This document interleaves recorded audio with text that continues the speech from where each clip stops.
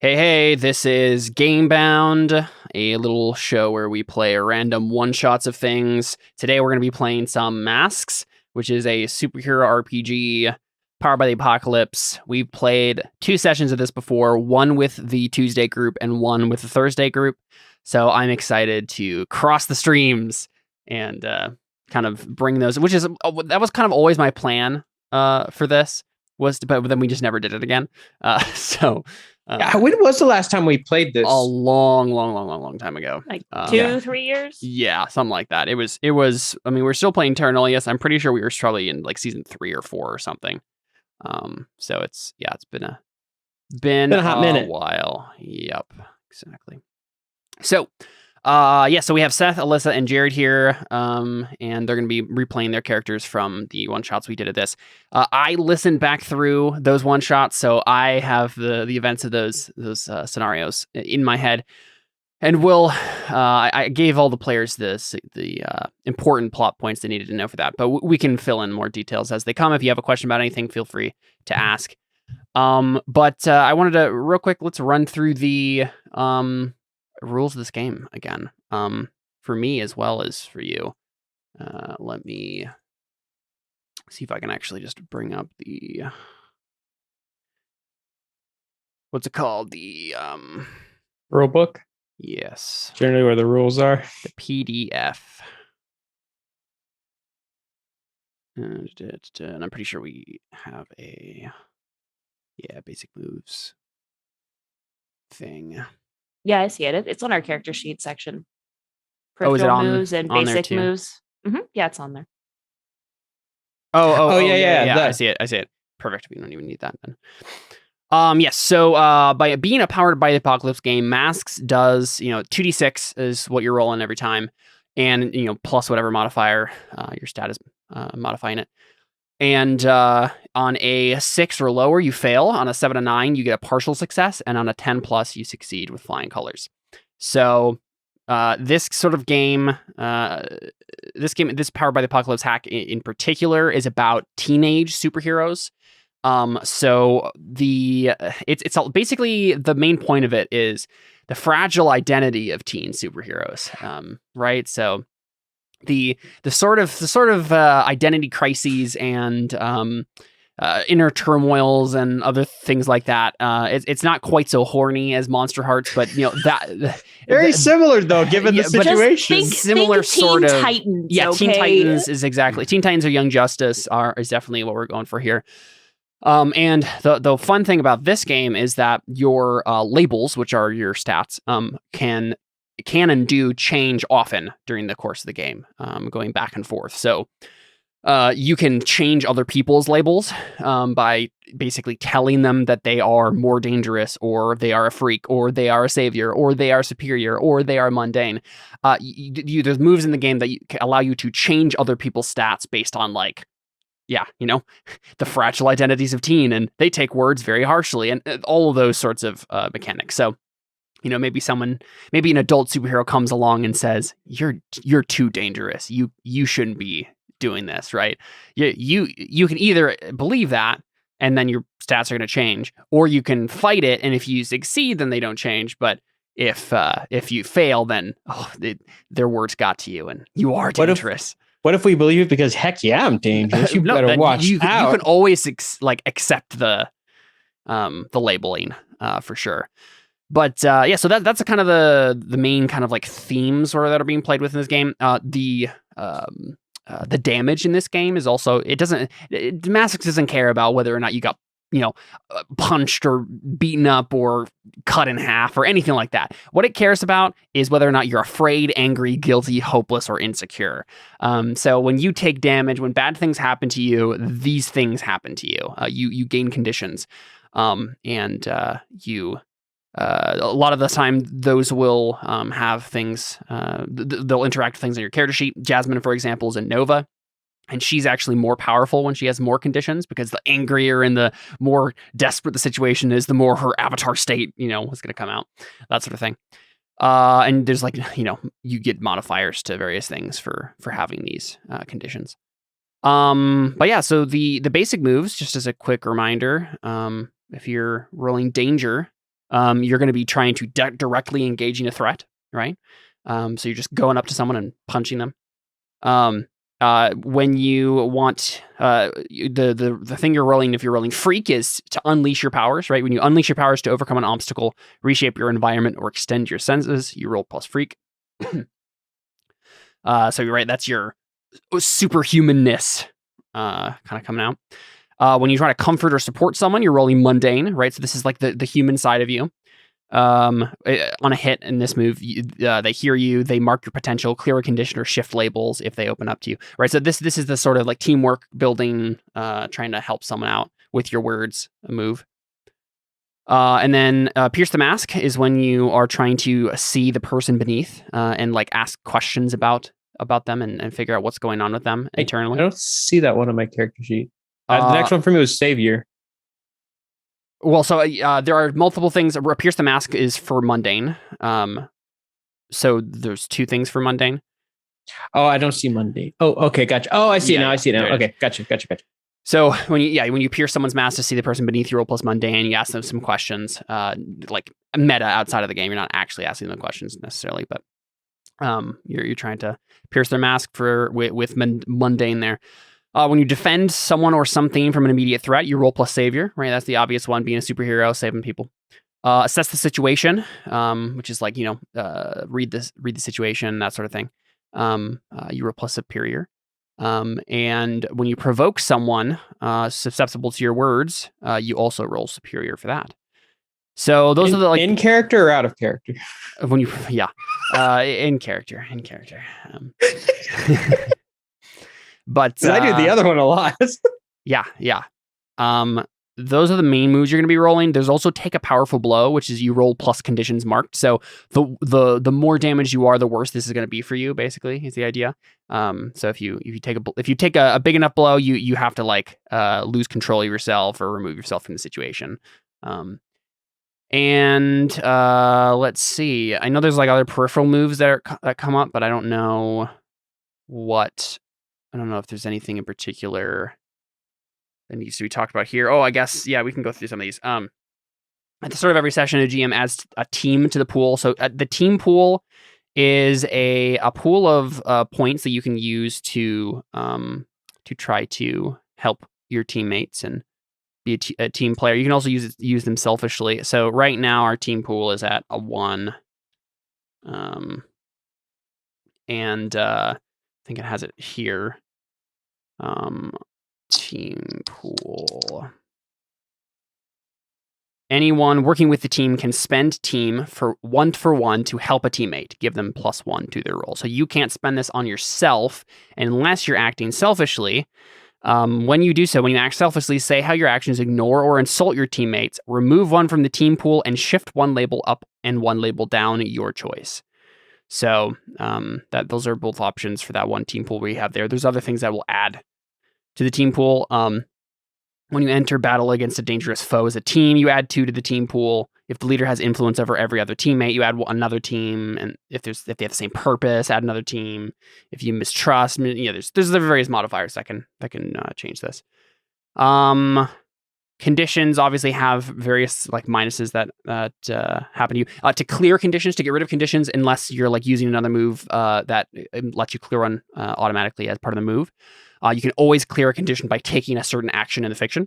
At the end of any scene in which you take the corresponding action, clear that condition. So to clear angry, you hurt someone or break something important. To clear afraid, you run from something difficult. To clear guilty, you make a sacrifice to absolve your guilt. To clear hopeless, you fling yourself into easy relief. To clear insecure, you take foolhardy action without talking to your team. Shifting labels, obviously we talked about already. Influence also. When someone has influence over you, it means you care about what they do, say, or think. At any time, you can give influence to any character who doesn't have influence over you. So you can just say, like, yeah, I think Nanity would have influence over me. Or whatever. All adults have influence over you when first introduced because you are fragile teenagers, right? And when you have influence over someone, you take +1 to all moves targeting them, including rejecting their influence. When you take advantage of your influence over someone, surrender the influence you hold over them to choose 1. Give them -2 on a move they just made after the roll. Inflict a condition on them, or take an additional +1 on a move targeting them. So when someone with influence over you tells you who you are, how the world works, accept what they say or reject their influence. If you accept what they say, the GM will adjust your labels accordingly. If you want to keep your labels as they are, you must reject their influence. And there's like a roll here that you make to reject someone's influence over you. There's various other things like that that can happen. And then advancements. When someone permanently loses influence over you, it means that character can never hold influence over you again. This is almost best used on an NPC to indicate that you have moved past them and won't be affected by what you think of them again. I think that's like the thing you can take with advancements. I think that's what it's saying there. But let's see. Actually, none of the things that are on here matter for advancements. Does it say where? What does it say? Where does it say?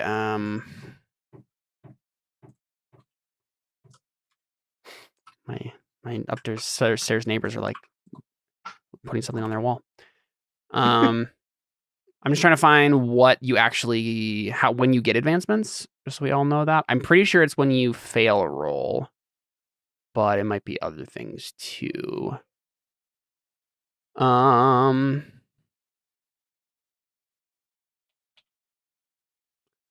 Advancement.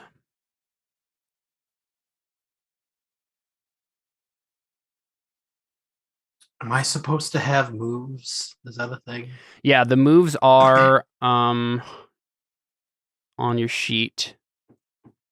They're active moves, right? Oh.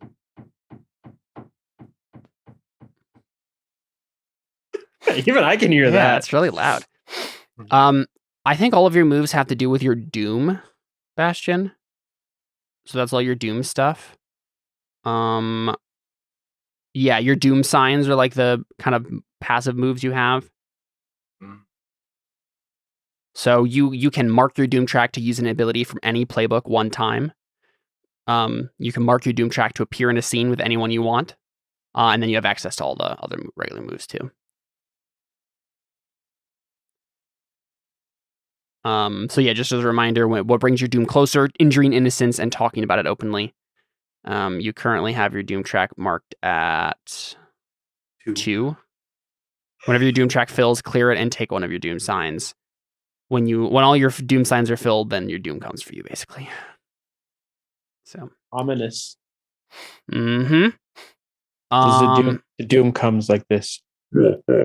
Exactly. So to mark potential, you have to mark potential 5 times to advance.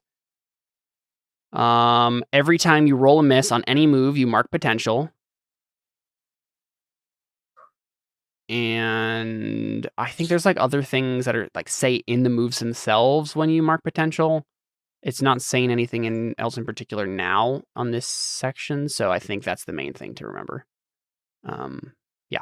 So cool. So let's give a quick rundown of our characters just so we remember who they are. So yes, please. Yeah, Nanny-Do. You are a man. You're Hispanic. You have a naive face. You have comfortable clothes, an iconic costume. I think it's pretty much just like ninja. I think you described it as like a mix between a ninja outfit and a luchador costume. Yes, if that wasn't it, it's what it is now. Yeah. You have camouflage and stealth and martial arts as your like skills. You took the Beacon playbook, so you're like like Robin or Speedy, any other superhero that doesn't actually have powers but is super skilled at stuff. Mm-hmm. So you just kind of like honed your training and became cool. And apparently I have a ferret named Grape Nut. You do. You also have a ferret that can attack people and distract people and things. So yeah. But yeah, the last time we had stuff with you accidentally killed the dude with your katanas, and you abandoned them as a result because you didn't want to do that again. So how old was I when we last played? I think you were 17, if I remember correctly. I thought I was like 13 or something. No, you weren't that young. I thought I was like the youngest in the You were group. the youngest. I think. Okay. But I think Emily was like 20 or something. Okay. I think maybe you were 15. Jazmine was 7. I think Jazmine was 17. I am of unknown age. We'll leave it at that. Doesn't particularly matter. It's probably been like a year since stuff. It helps to know I'm not 13. Is what my main point You're was. not 13. No. But yeah, so you've abandoned your swords and now just have like cool martial arts skills. Yeah, you gained your skills were honed by hiding from your nanny. Your parents had this nanny and watched out for you, and yeah, there's just various stuff like that that's true about Nanny Do. He just kind of like taught himself, and his name comes from the fact that his parents, when they kept telling him when he would do anything out of the ordinary, they said, "Listen, what would your nanny do? What would your nanny do?" And then he's like, "Listen, that's what it was. I'm Nanny Do. I do whatever I want." That's what Nanny would do. So, yeah, I forgot about that completely. But yeah, so used to be a part of a team in Arnacooksack, the Canadian town of Arnacooksack. But you've since set out to New York to, I don't know, do whatever. You've been traveling, you've been wandering. You were on the run from the police, so that's Nanny. He's literally a Canadian fugitive. He is, yes. Not probably an illegal immigrant. Yep.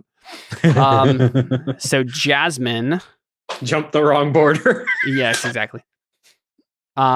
You're a woman. You're white. You have normal skin, casual clothing, and no costume. You just wear street clothes. You have elemental control, so you're a Nova. So Novas are like the, like massive power, get crazy when they get angry sort of superhero. And you're basically like the Avatar. You control all the elements.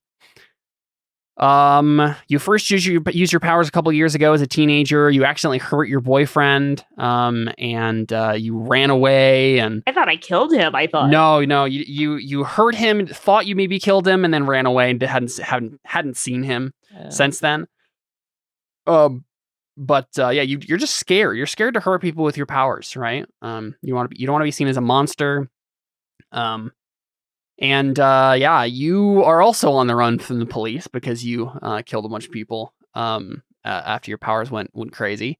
And yeah, luckily your boyfriend was alive and found you, and was like, hey, Jazmine, let's get back together. I love you. Everything's fine. Come with me. I have a new team for you to join. So that's kind of where you are, Jazmine. So you're here in New York City doing something with him on some sort of mission. And then we have Bastion. So Bastion is a doomed. The playbook is a doomed. So basically the whole thing revolves around him having something that is bound to destroy him in the future, right? So Raven from Teen Titans is a doomed. So her father is a demon and he's eventually going to come and claim her, like that sort of thing. For Bastion, his doom is the child emperor of Japan is after him. Bastion has the power of carbon manipulation. And he may have destabilized Japan's economy by making diamonds, and caused the rise of a and as a reminder of the setting here, this is a setting in which only teenagers have superpowers, right? So you get your superpowers when you hit puberty, and you'll lose them about 25. So there are plenty of older adults who used to be superheroes and are still like famous and popular and stuff, but they don't have powers anymore. And the young people are the people who have to take on the challenges of the world and fight the villains. And so there's like some 13-year-old crazy mind control super villain in charge of Japan right now. Bastion is responsible for that. And Bastion is also the only person who knows the Child Emperor's true identity. And that is why Japan is coming for him. Wow, what god created this scenario? Yeah, exactly. It's like, this is a great idea. Let's make teenagers the superheroes. No, that was my idea. The actual like game Masks doesn't have that as like a starting state. It's just teenage superheroes, right? So there's regular adult superheroes running around. It's more in the line of Teen Titans and Young Justice. But yeah, I thought it would be interesting to take that one step further and be like, only teenagers have superpowers. Once they hit 25, their backs start charting like everyone else. Exactly. Probably all those beatings come in. They're just like, oh crap. Yeah, exactly. Right, exactly. Eventually you've taken enough. But yeah, cool. So that is masks. That is our situation here. So I think we start off our game with justice. Yeah, well, obviously. So Jazmine, I think you are let's see.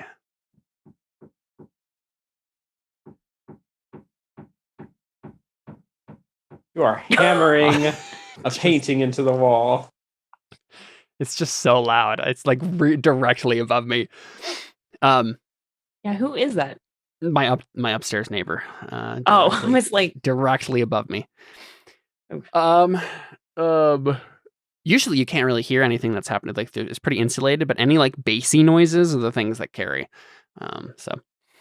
I think Jazmine is on the back of a motorcycle. Her boyfriend is driving, and they're speeding through the streets of New York, swerving around cars, being chased by some gangsters. Right, so we see the classic situation where you guys are having some playful banter back and forth as you start veering around these things. It's very in media res. We don't know what's going on. And we see some gangsters are coming by. There's a guy with like a rusty metal pipe, and some two motorcycles coming behind you who are starting to like put a chain across the two motorcycles, and they're trying to like trip, just grab your motorcycle with the chain and trip it and all that stuff. We start seeing this action sequence start to take place. Jazmine, your boyfriend, who let's go with let me come up with a name. I was literally about to yell, boyfriend. Exactly. What should we do? Let me generate a quick name for him. His name is Michael Long. Wow, what a basic white boy name. It's pretty basic white boy, yeah. What's his superhero name? Yeah, that's also what I was going to generate. Superhero name generator. Should be as dumb as his real name. His superhero name. Oh, I guess we have to figure out his powers. Jazmine, do you have any ideas? What's your boyfriend's powers be? Mind reading, probably. Yeah. Maybe, I don't know. I feel like that's or is that just like too basic? I think it's too obvious that he's sketchy then, right? I'm imagining him as a jock, certainly, right? Like he is like maybe a mix between a delinquent and a jock. And so I'm just trying to think. I mean, would it just possibly be super strength? I don't know. Yeah, let's say for simplicity's sake, yeah, like increased athletic physique. A little bit faster reflexes, some super strength, a couple those sorts of powers.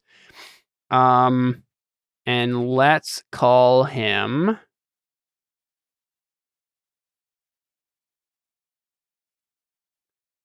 do.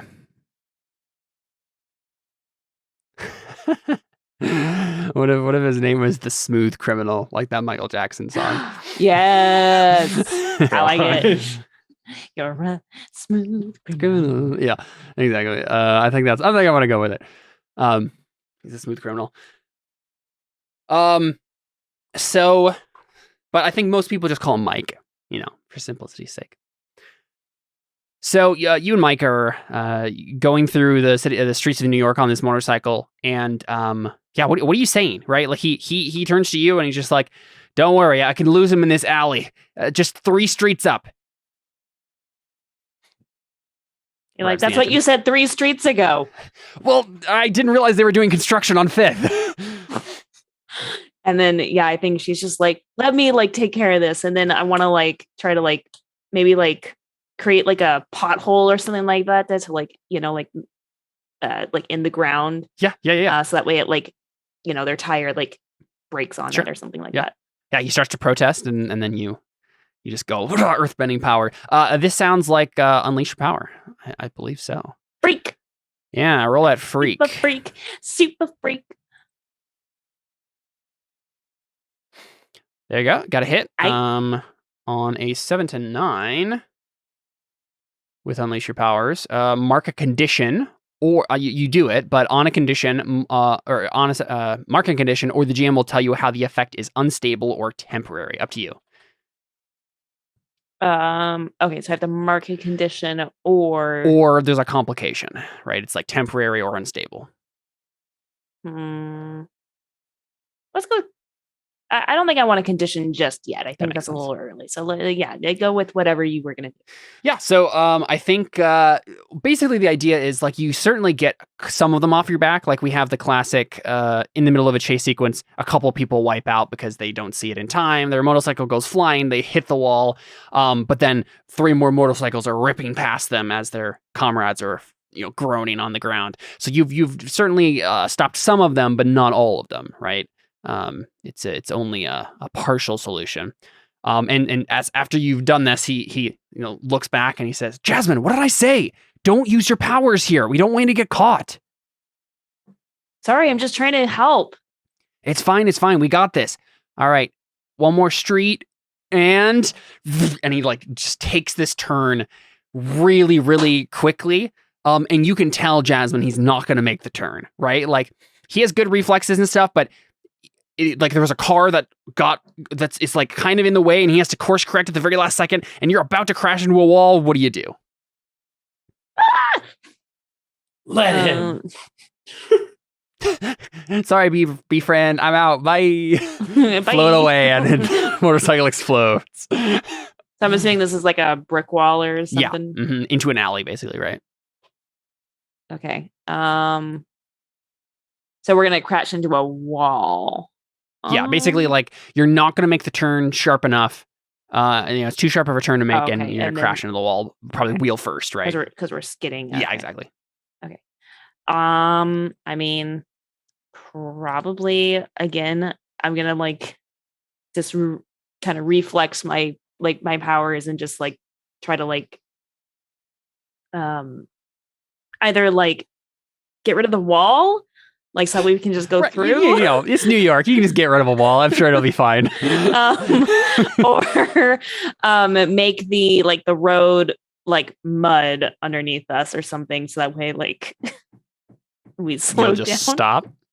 I don't know. I'm trying to be creative here. Make a ramp out of the road so you go That's pretty much what I was thinking right away. Is earthbending ramp, right? I just thought a ramp was too basic. Okay, I'm trying to be creative here. You could also do fire bending backwards to give you guys some extra oomph to correct cool. yourself.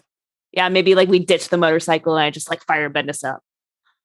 Right. So the motorcycle, what we see is we see the turn start and you both are like, oh no. And we just see Mike close his eyes and then we it's an aerial shot and we can't see the alley, but we just see an explosion and smoke start to pour out. And then we see, Jazmine and you're holding him and fire bending up on top of the roof, right? Next to the alley and rolling maybe onto a fire escape probably because probably a tall building. But yeah, so this happens and we see that you've survived, but then I don't need a roll. Oh right, of course. That's what I was wondering. I was like, go ahead and roll Unleash Your Power again. Yeah. I'm sorry. Wow, I was too excited about it. I was like, that sounds great. We're just telling a story now, guys. Yeah, there you go. So I think similar situation. It's pretty much exactly as I expected it to. Right, you get into the fire escape, but the people on the motorcycles skid a little bit, but manage to control themselves into a controlled stop, and now they're climbing up the fire escape after you. Right, so you the gangsters are still after you, but you guys can climb the fire escape or do whatever else to try to get away from them. You see, a couple of them take out pistols and start firing at you, so you're having to duck. What do you do? Why isn't he doing anything? He's super strong. I mean, yes, but also I can't have the NPC solve your problem. So, I mean, he's definitely at the very least he's leading you up, right? He's let's go, and he just try to climb the fire escape as quickly as possible. I mean, he has reflexes and some speed and stuff, so he just starts parkouring up and expects you to like do some bending and stuff to get up after him. He said not to. Yes, that's true. So he doesn't. He. Yeah. Are you listening to him though? Yeah, up to you. He didn't say anything about the fire that you did because obviously you needed to do that. But yeah. Oh, thank you, honey. Okay.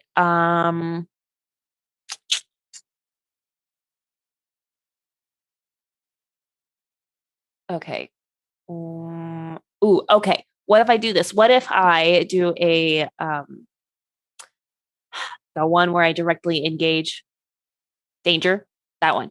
And create an opportunity for my ally. So like what if like they're climbing up the ladder and I create an opportunity for Mike to like kick down the ladder. So that way they like fall down. I don't think that would be danger. Probably. So that's create an opportunity for your allies. Is that what directly engage your threat? Yep. So that's a consequence that can happen. Either way, with the fiction that you just described, it sounds like you're just unleashing your powers again. Darn it. Yeah. I mean, that's fine. It's still busted. Yeah. Okay. All right. Let's go. All right. Still getting all these partial successes. Dang. So I mean, you're certainly whittling off the gangsters as they come, right? So like one of the motorcycles crashed into the wall when you guys made that turn. And so you do this, right? So you what do you do exactly to create this opportunity to let them kick it down?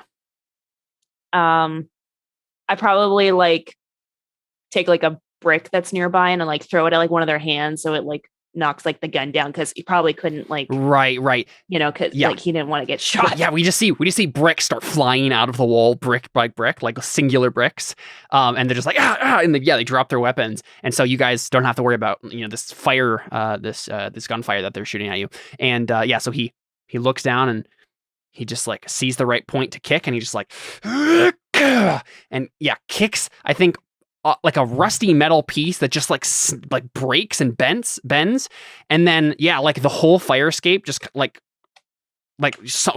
of it come out of the side of the brick wall, and it's basically just like the scene where below you guys the fire escape starts to bend out into the middle of the alleyway, and then they're just like and then they basically just like fall and hit the ground. And you're safe for now is the idea, right? So you can get to the top of the roof and you're fine. I think at the top of the roof you find Nanadu. I was waiting for that. I figured that was going to happen. Yeah. And I think it's like probably just as you can tell me if this is wrong, Seth, but I'm thinking like this is like a casual Jazmine and Mike make their way up to the top, are like resting against the wall, and then Nanadu just like shows up and says, "Hey, what are we doing?" Right? Like, probably what happens is I come up behind Jazz and I go boom. Right. So we see Jazz and Mike like leaned against the wall, just like, and then we start hearing tense music in the background. We see a shadow peel itself off the wall in the background of the shot and then start to slink towards you guys, and then it's Nanadu, and just boo. Jazmine probably like shoots fire randomly, right, and doesn't hit anything. And Mike turns back and says, "Who are you?" Who are you? Wait. It's okay. Nanadu, what are you doing here? I was gonna ask. I was coming here to ask you that. I thought you'd be with Celine.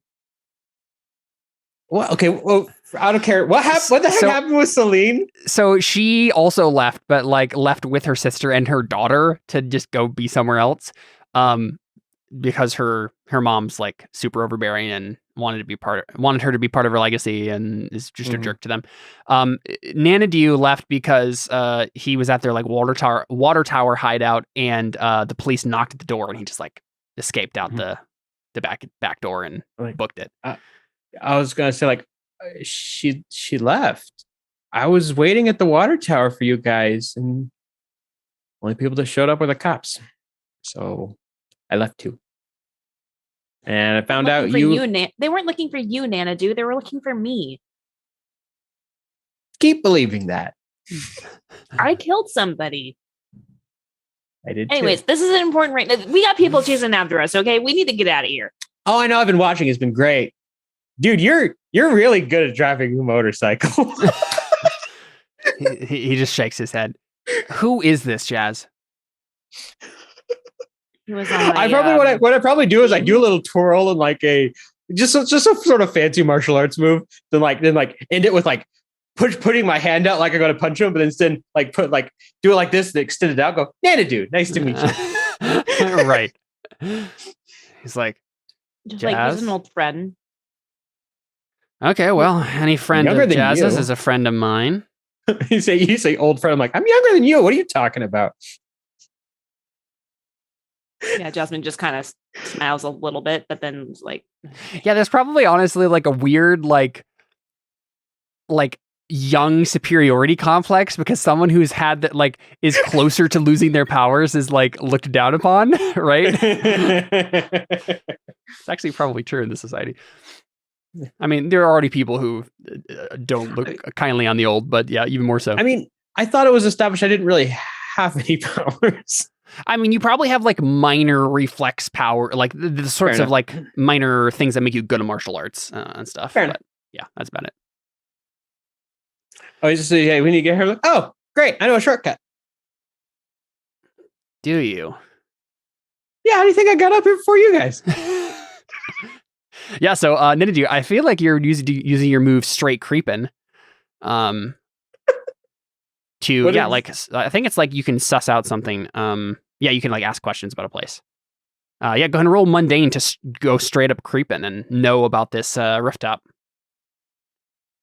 No bonuses. I'm taking it. So I don't think so. No. There you go. 9. You can ask one of those questions. Oh There's only really right, one you right, need to right, ask. yeah. What's my best way out?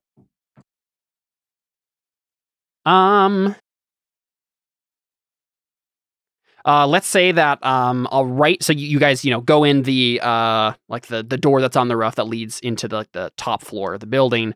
You get into there real quick, and then Nandadu comes up to a laundry chute in this apartment complex, and he just like stands there, smiles, points down. Probably what I do is as I stand by it and I go, after you. After you, yeah. yeah, and Jazz will go down like it's like a sign to like Mike that like, okay, like he's good for his word. Like we should just go. Yeah, Mike's just like, okay, if you trust him.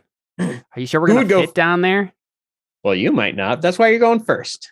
And we can push you down on the rest of the Yeah, way. if you get stuck, we can come behind you and unclog the pipes, as it were. And Good. at that point, I have an idea. Grape Nut kind of just crawls out of my backpack, wraps around my thing. Is like, I got some mayonnaise in my backpack too. If you want to be greased up. He just shakes his head and Grape then Nut just, like, likes to eat mayonnaise. jumps in feet first and down this laundry chute. So before Jazz jumps down, is like, so who is this guy? He's my boyfriend. Oh, you can do better. And then he jumps in after. And Jazz is just like, you have no idea. I'm not worthy of anyone. Not worthy of anybody. Yeah, exactly. Yeah, so you jump down, and we see obviously the shot, probably of just Jazz coming down, and Nenadu and Mike have already made it down into this like the basement laundry room or whatever. And Jazz, you do a graceful roll, and you guys are in this laundry room. And yeah, I mean, what's the plan from here? Like, obviously, you can like just go out into the alleyway or something from here, but And I, well, would Nenadu How long ask like have I- where do we go? Like, do you guys have a safe house? yeah, how long have I been here? I would say maybe a couple weeks. Jazz and Mike have been here probably for months. Measured Okay. months. So I probably turned like, so is your guys' place safe, or do those guys chase you from there?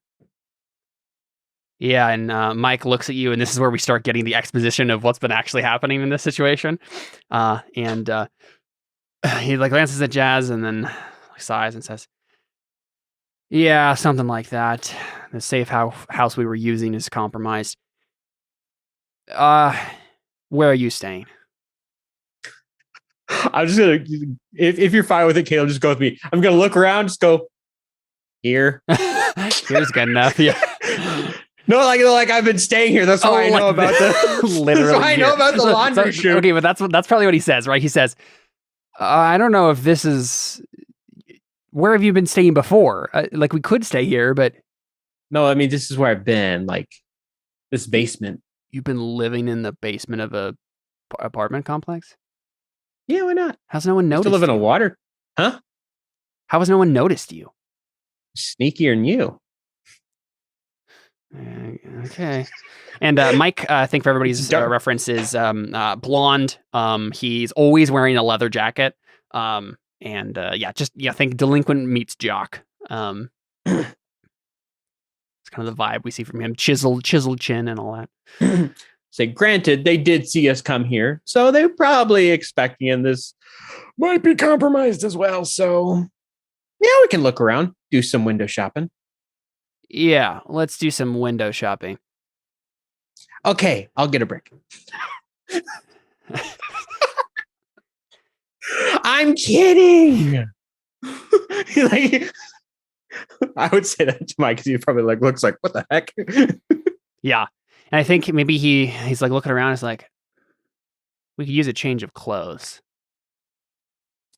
That's like You could use a change of clothes. I'm good. Okay. And they didn't see me. No one sees me. So I've been here for weeks. Yeah. He's like, Jazz, do you think Nanadu here can find us another place to stay? You know his skills better than I. And he's like grabbing some jeans out of the dryer down here and like. I mean, he's a pretty good detective, I will say. All right. Probably what I do is like we'll go over to the wall and I have like a map put up of like the different places. Like probably what happened is I've been scoping the place out trying to find the two. Yeah. And I have like places crossed off and whatnot. And probably like the most recent circle is actually the place of their old hideout. And I'd been going there to see them and had watched the chases that was going on. Perfect. Yeah. And I think I just point out the map. I'm like, well, he's a pretty good detective. I guess so. Yeah. At least 4 of these were old safe houses. Okay, That Nanadu. explains it. I could have sworn I saw your old jacket there. We move around a lot. What do you say, Nanadu? You want to work with us? I'll work with Jazz. You come with it. I guess I'll manage. He smiles. Yeah, I guess that works. Good enough. And we start getting exposition, right? As we see you guys exit the place, and him and Jazz have different clothes on. He has the same leather jacket, but everything else is different. And like that one, they're black jeans instead of regular jeans. Exactly. And he starts to give the exposition of the situation, right? So he's like, we hear voiceover as you guys are just like walking away from the apartment complex. And he starts to say, Jazmine and I have been working here with the, not with the cops exactly, because, Jazz had some misunderstandings with them. And besides, I think the best heroes are the vigilante type anyway. Bureaucratic red tape just gets in the way. Anyway, we've been scoping out a laboratory of sorts. I think there's some supervillains there cooking up something nefarious. We're going to stop them. And the voiceover ends and you guys have, turned down another alleyway and are just kind of like taking a break. Maybe you grab some food from a street vendor or eating a hot dog or something. So I think as they're walking on, like maybe sorry, during the voiceover, I just wanted to have influence like they're cooking up something nefarious, like a cake. Something a bit more dangerous than a cake, but the idea is similar, I guess. Yeah. So, question for you. So, I have a team move. where if I celebrate a triumphal celebration with someone, I can ask them if there is any fear in their eyes when they look at me. If they say no, take +1 forward and mark potential. If they say yes, immediately shift your danger up and your savior down. Interesting. What is this again? It's my team move. Oh, I see. Yeah. So with Nanadu is, I assume, what you're doing? Because like I haven't seen him since the whole incident, and so I'm like, yeah. So this is a meta question, but Nanadu, you can answer this. Is there any fear in your eyes when you look at Jazmine? No. Like, I'm just glad to see her again, probably. I have in my character sheet, I care about my team because they're the only friends I have. They don't just treat me like a kid. Cool. So like, I'm happy to have a friend again. Makes sense. excellent. I take +1 forward and mark potential. Yeah, so your next move is going to have a +1 to it. Excellent. Cool. Yeah, so I think probably what happens at this point, right, is Mike starts to like basically say like, yeah, we could definitely use you for this next job, Nanadu. We need this sort of detective work that you can offer. All right, but now to find a safe house. Now, there is a weird energy signature that I was looking at earlier today, and he like brings up his phone and starts like he opens up like an app, and it's like a power grid of New York, and he's like, I don't know if you can use your sleuthing abilities to figure out just what's going on here. I figure that I don't know if it's connected to the laboratory or maybe it's a dead spot, some abandoned supervillain lair that maybe we could use. He hands you the I can phone. take a look at it. And what would that be? Straight up creeping again? I don't know exactly. When you scope out a person or a place, it's not exactly that. I think maybe just superior. Okay. Yeah, because you're not actually at the place. Actually, well, we can skip ahead to, this can be a longer thing of like you guys actually going to place too. So yeah, go ahead and do straight up creeping. That makes sense.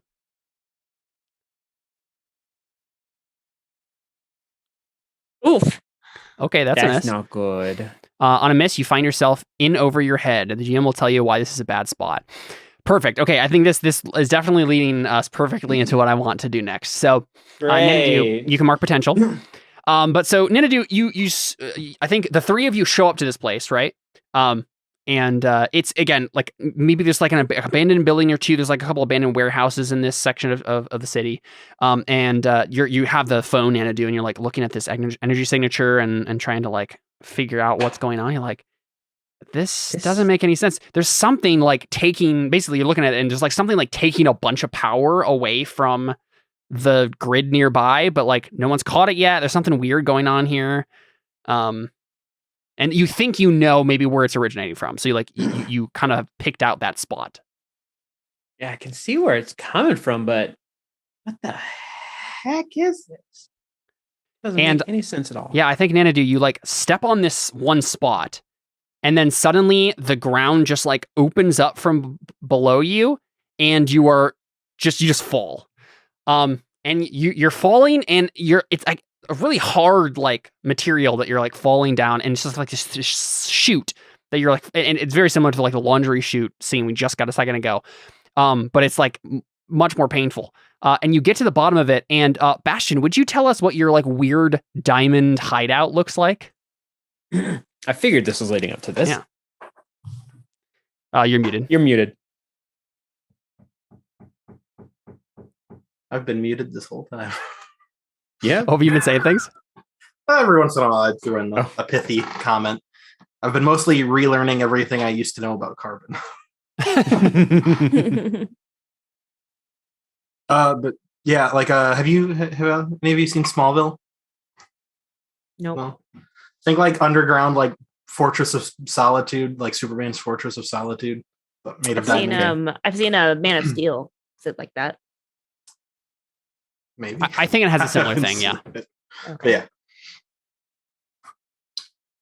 It's kind of like an interweaving like structure of like diamond pillars that are like cross hatching one another. Cool. Yep. Cool. Yeah. So this is his sanctuary. He has a place where you can rest, recover, and reflect upon your powers. The things that are true about the sanctuary is it's a meditation space. It has locks and traps, and it has a power enhancement system. Two downsides of the sanctuary: difficult to access, tied intricately to your doom. I don't know exactly what that means. I think Nanny Dude just exclaimed as he's looking around. I was like, he looks back up, yells, "Well, I found out why I didn't know what it is, because I have no idea what the frick this is." Yeah, so Bastion, I think you're here somewhere. What are you doing? You definitely like noticed this. Yeah, if someone falls through your ceiling, you'd notice it. He typically comes here to every once in a while he has to change out he has a graphene like skin weave he has to change every once in a while, or else his body will like reject it. That's weird. Yeah. I learned about graphene. It's the hardest material on Earth. It's made of carbon. But yeah. Oh, I don't think we actually gave Bastion's little whatever it gives here for the looks. He's a man, he's white, he has steely eyes, official clothing, and an adaptive costume. So but you can describe him however else you would like to embellish that. He has steely eyes and he's everything else Caleb's. Where is that? Oh, I found it. It's in BioInfo, yeah. Yeah, nice. But he's just you see him sitting in like the middle of the chamber, and like there's a like kind of like a black dust like coming out of his skin, and other dust going back in to replace it.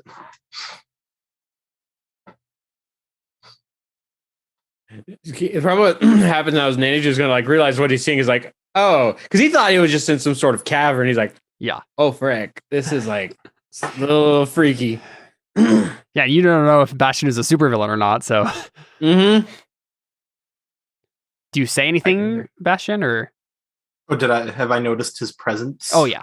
I fell through your ceiling. Oh, yeah, good point. Hello there. Hi, I'm going to go now. Sorry to bother you. Yeah. Sorry, I broke your ceiling. Sorry, And, I just had to look up whether or not I can bend diamonds, and according to the internet, most people say I can't. You can or can't? Can. Nice. So I'm gonna like look around, like thinking, like, how do I get out of here? Well, also, if you think of Avatar makes and in the one battle, Aang bends the diamonds. Crystals, yeah, bends the crystals. So I think you look around, Nanadu, and you're like trying to find an escape, and then that's of course when Mike just like comes down the chute on his own volition and wants to check out what's going on. I don't know if Jazmine comes after him or not, but yeah, I would. I wouldn't just like more prospectors here for my diamonds. It seems. Do you say that out loud? Mm-hmm. Oh, we don't want your crystals. We were wandering around, and yeah, we see Mike put up his fist. He's like, "Are you a supervillain?" You just ask people that. You buy them dinner first, at least, man. Come on. What's the organization I'm with? Is like he like a known superhero? You might. Yeah, I mean, if you've been in New York City for any length of time, you guys might have heard of him. What would I roll to know that? Oh yeah, to know that. I think like assess the situation. Superior. Yeah. Oh no, Pierce the Mask. I think Monday. Ah, dang it! I have -1 to that. Terrible. Kind of. No. There you go, 9. Yeah, that's good. So Pierce the Mask. Well, that was Xanadu. Yeah, that was Xanadu. Oh, should I still roll or no? So did you roll first, Xanadu? Is that what you're saying? Yeah, I rolled to know it. So actually, I don't think this is actually the right move. I think it's. I don't know if there is a move for knowing that particularly. Just roll 2d6. I mean, it might just be a superior because that's kind of what assess the situation. Yeah, but like the questions it has here is just like, what here can I use to blank? What is here is the biggest threat? What here is in the greatest danger? So let's just say for narrative's sake, let's just say Nanadu does know who you are, and once you look around for a second and like look at him closely, you just recognize it. Oh wait! I think I heard about you when I was looking around. You're The Barbie man. No, that's not it. Bastion? Yeah, it's funny because the superhero name is Bastion, like Ion. Mhm. Yeah, but his name is Bastien. It's French. Yeah. Oh yeah, I should be talking in a French accent. No, you don't. I was. Oh yes, he should. No. Oh, oui, oui. Oh no. No, I don't. I can't do a French accent.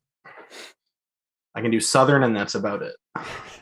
And my Southern accent is very offensive. Oh, it's so great. I love it. As my wife has told me many a time. Sorry, I had to close my garage. You're good. Okay, so yeah, Yeah, so you're Bastion, right?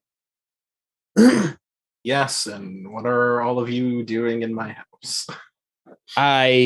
We weren't trying to be in your house. We were trying to be upstairs, and we fell into your house.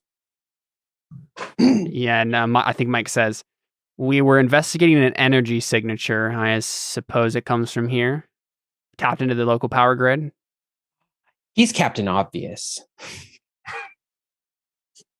My superhero name is the Smooth Criminal, if you want to know. Can I roll a thing to know who these people are? He's probably been here longer than all of us. Let's have you roll Mundane Bastion to do Pierce the Mask. It doesn't. I don't think it matters so much knowing who they are as knowing what they will do, like whether or not they're good people or not. Is the idea, right? With an 8, you can ask one of these questions.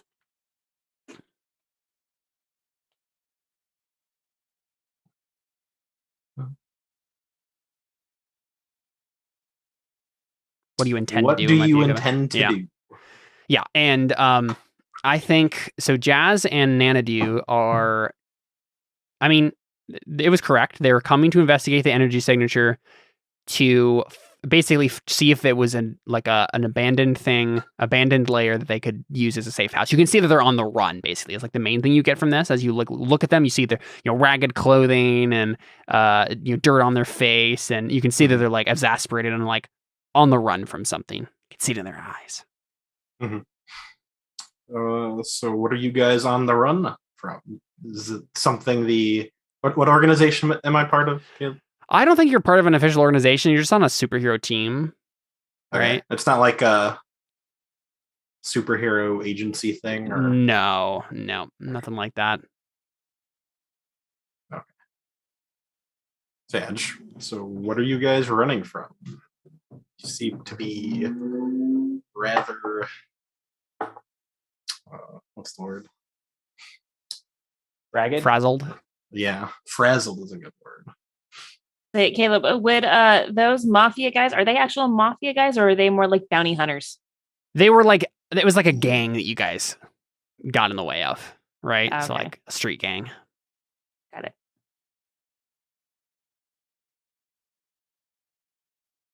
I can't answer this question. I don't know what I'm running from. Yeah, no, dude, just look at you guys. Mm. Mike looks at you, Jazmine. Well, most recently we were on the run from a gang that we stopped. Well, I mean, stopped is we're bragging a little bit when we say that. We got in the way of some of the interfered. things they were doing. We interfered, yeah. Murder them. No, we didn't murder them. Oh, sorry. Did they kill? Right, this is a superhero show. We can't use the word murder. Yeah. No. I mean, one of them maybe died in the explosion as his motorcycle hit a wall, but And that was because just he was kind of- speeding. Jazz just like shakes her head and she's like, "No, I don't kill people." They were shooting at us though, so I don't think it would have mattered if we did. So did you answer what you intend to do? Well, yeah, what they intend to do is they were going to try to use this as their own layer. Oh, okay.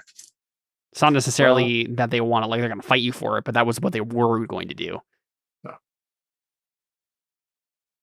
And I don't really know what Jazmine and Nanadu plan to do in this situation, but for Mike's part, you can see on his face that he's like trying to get on your good side.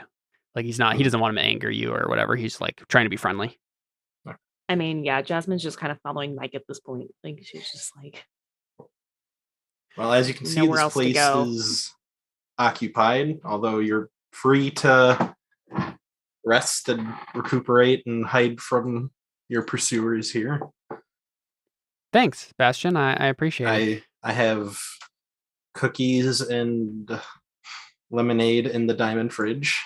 Ooh, you have a diamond fridge?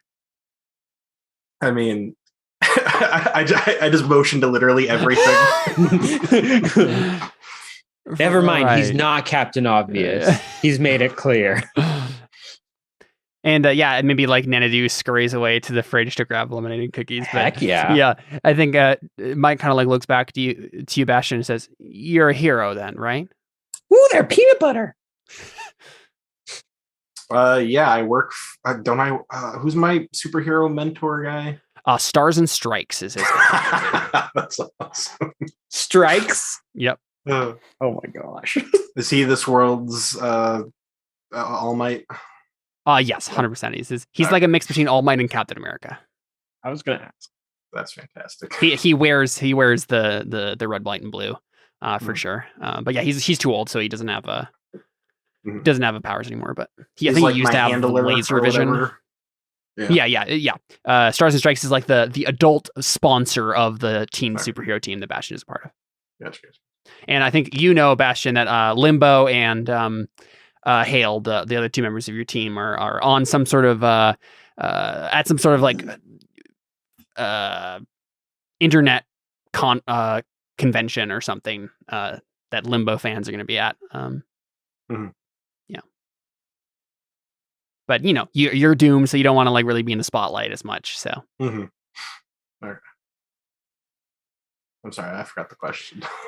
He said, so Bastion, you're a hero, right? Oh yeah, I work under the tutelage of Stars and Strikes. So Stars and Strikes himself, eh? Yep. Kind of just chilling while the rest of my team's doing some nerd thing.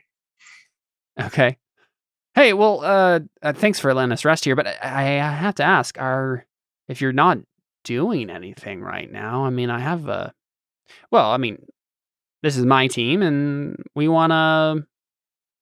There's something bad going on in NYC, particularly the Bronx. A lab underground might be, or no, let's say upstate, so it's not in the city itself. He says it's a lab upstate. I think supervillains are cooking something up there. I was gonna check it out myself, me and Jazz, but Nanadu showed up, an old friend of Jazmine's, and the more the merrier. And if you're not doing anything, and you're an officially licensed hero, I mean, we'd love the help. So the only thing I got from this is that you're not officially licensed. Not technically, but I mean, let's be real. The laws surrounding vigilantism are a little fuzzy anyway. Are they though? Yeah, I think they are. Like in this world, there's a little bit of leeway for heroes to do private work without being officially licensed. Right. It's probably not anything on the scale that he's wanting to do, but he's not going to have me do anything that's going to jeopardize my green card. Yeah, not necessarily. Yeah. Oh yeah, I know. It's not automatically illegal. But yeah. I mean, hey, I'm bored. Let's go. Classic D&D party situation. Get the crew together. Let's go do stuff, even though it doesn't make any sense. Okay. I asked or Bastion though. I'm like, can I have some diamond? No. Absolutely not.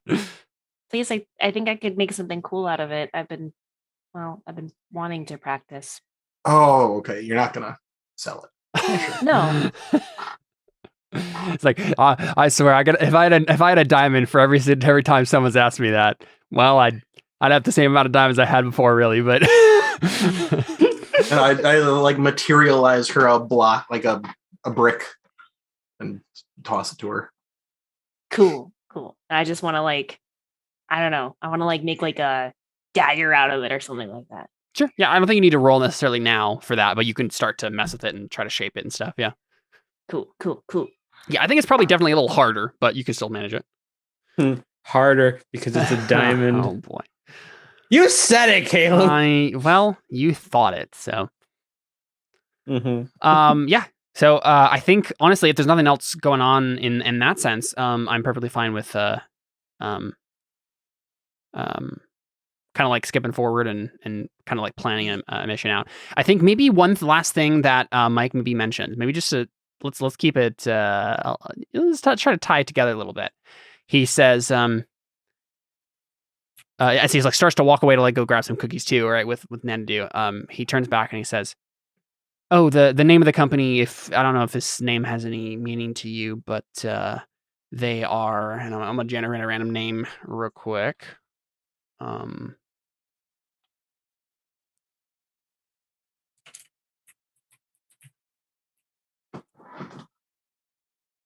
Do, do, do, do, do, do, do. Here we go.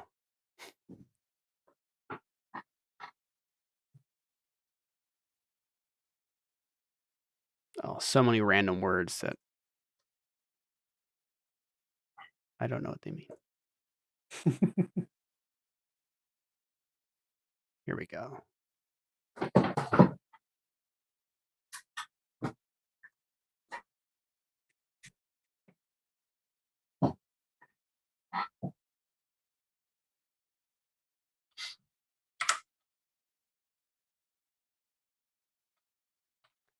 I'm just gonna look for real.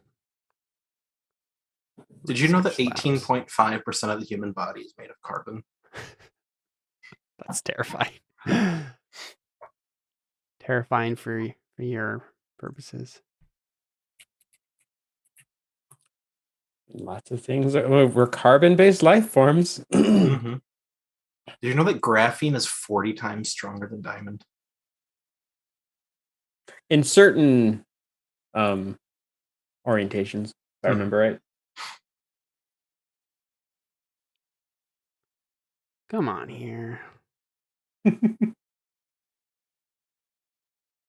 You'll know why it's taking a while when I explain.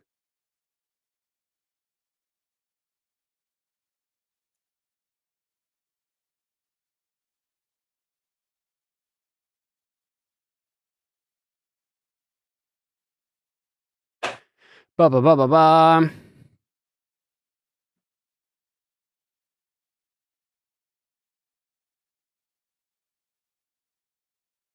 Man, none of these are good.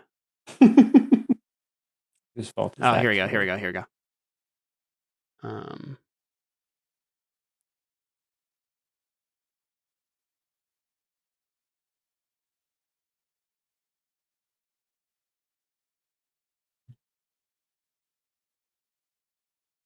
I'm trying to think of what the. I know like the name, the actual name, but I'm trying to think of what like the type of company, like something logistics or whatever, like some more of like a sciencey biotech sort of stuff. Supreme Logistics. Let's do it. Let's do this. The name of the company is Purity Biosciences. And Bastion, you are familiar with this company. They are based out of Japan. And they're currently.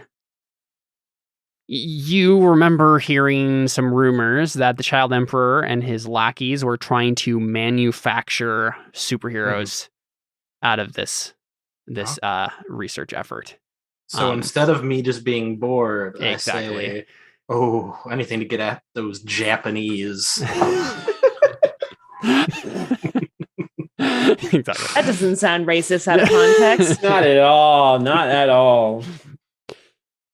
So so that's the last thing we see, and then we clip ahead, and I think probably the first thing that needs to happen is Nanadu, you probably need to like scope out the place, right? Like that's what Mike's sending you to do.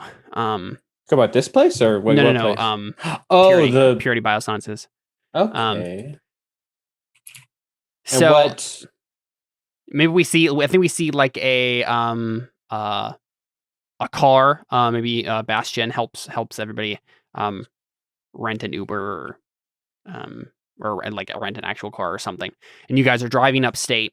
And he's what's his face? Mike is explaining some more exposition about this place as we then cut to some Nanadu skulking about the place. And so think every secret facility out in the middle of not the middle of nowhere because it's still upstate New York, but like around a giant electrified spiked fence and like big floodlights that are constantly searching about, and there's obviously some big medical facility here that's and there's security guards walking around. Any superhero anything that you've ever seen, that sort of facility that someone has to break into. This is the second time we've played a Powered by the Apocalypse game where we're going to a secret facility. That's true. Yeah. I don't think we've actually done that yet in Monster Hearts. No. But we're going to. Yeah, if you want to roll mundane Nanadu to scope it out, you may do so. Scope. Straight up creeping. Wait, which one do I roll? Straight up creeping or just mundane? Straight up creeping, but you will be rolling mundane with that's what it is. Okay. Right, that's the thing it has you roll when you click it. Ooh.